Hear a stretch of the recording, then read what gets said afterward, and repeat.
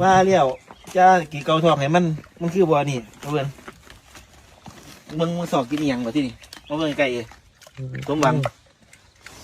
มาสอกกินหัวอาหารหมานี่อันนี้ของน้องนี่เบิ้งนี่เอากินสนุกเอาเบิ้งดู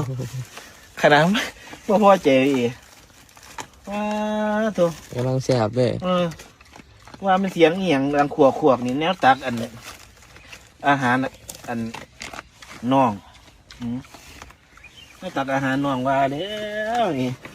เบื้องหนาเลยไกลๆดีพอบ่ได้ว่ากินเลยพอบ่ได้ว่าโอ้ยเนาะ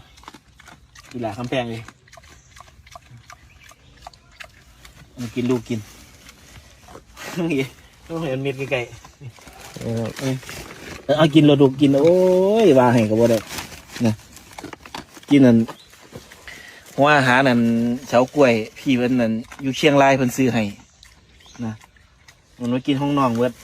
อันเอาว่าให้บ่ได้เด้นั่นว่าให้เพิ่นก็สิว่านี่มื้อเช้าอันจาวานอันสมหวังได้สิเกาทองให้มื้อแล่นหนีไปหาแนวกินเสียงกูขวบก็หันว่าไม่ยังโอ้